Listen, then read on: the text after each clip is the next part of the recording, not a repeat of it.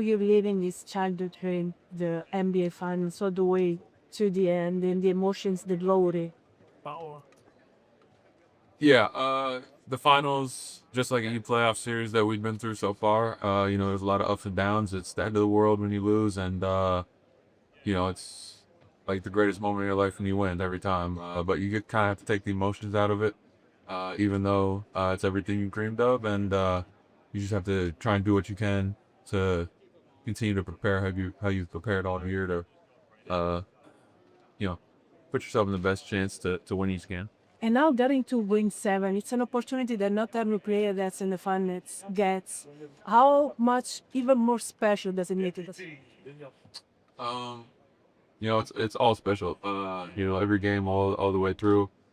Uh, when you're in the moment of it, it's hard to kind of grasp it, but uh,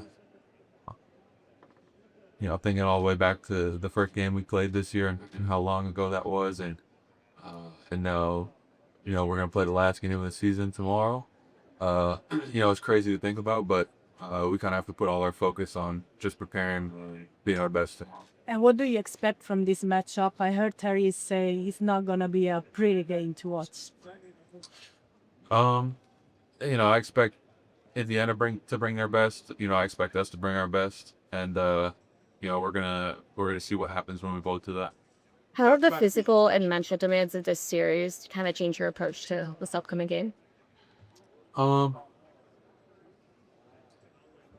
I wouldn't say it changes the approach so much as just you have to put yourself in the mental space to kind of uh fight that feeling that you get when you get fatigued and your body's telling you uh you're tired, this and that, and you just kind of have to push through all that. Just like you try to do all year long, but you know there's been a lot of games to get to this point, long playoff run, so you just kind of have to put all that to the back of your mind and focus on just making a play. What needs to be corrected from Game 6?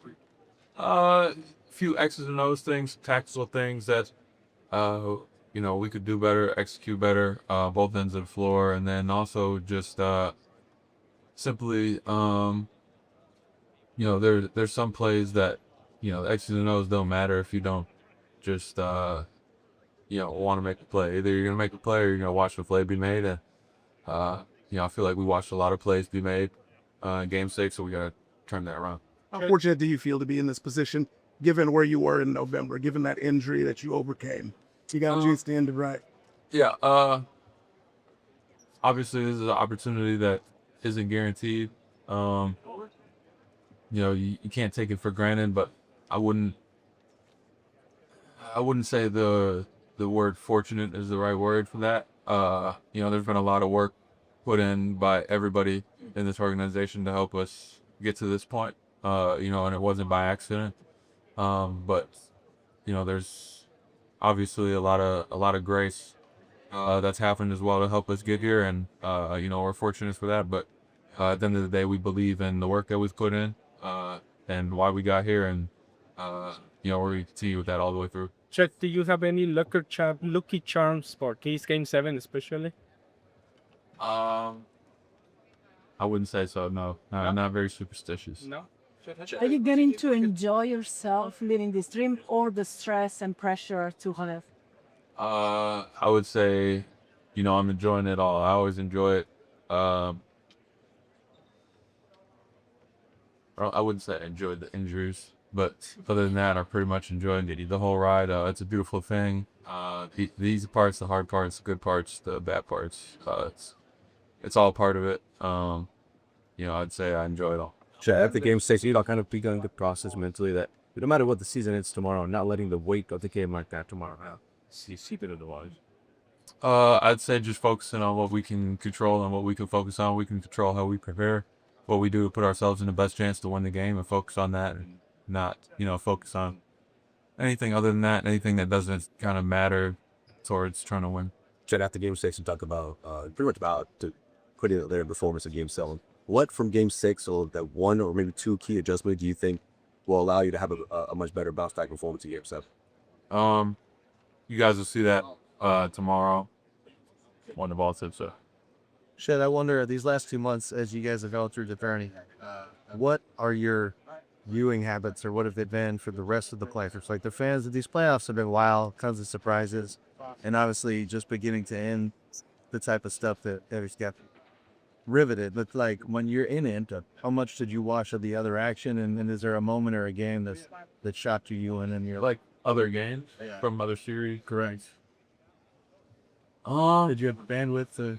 I mean, I definitely watched a lot of the games, knowing that, you could end up playing this team in this round, and you know what I mean. You kind of try to tune in as much as you can, have some grasp of it. I wouldn't say I watched every single game, but there were a lot of good ones from both conferences. I wouldn't say the one specific game. Chet, Okay, couple more, guys. is Okay. to face the Pacers. What have you learned about that team?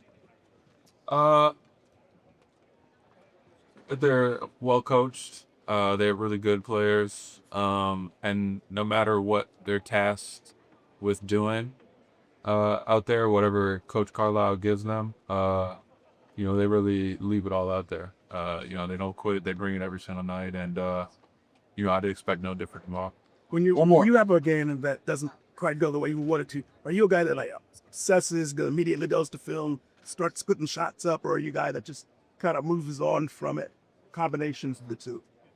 I'd say there has to be a combination. You can't obsess over it to the point where it has a negative effect. But you also can't just completely detach from it to the point where you don't care about it. I'd definitely say I do everything I can, good or bad, win or loss. I do everything I can to be better and improve after each game. That doesn't guarantee anything, but that's kind of just the process that I've always had, and continue to kind of work like that. Thank you, Chad.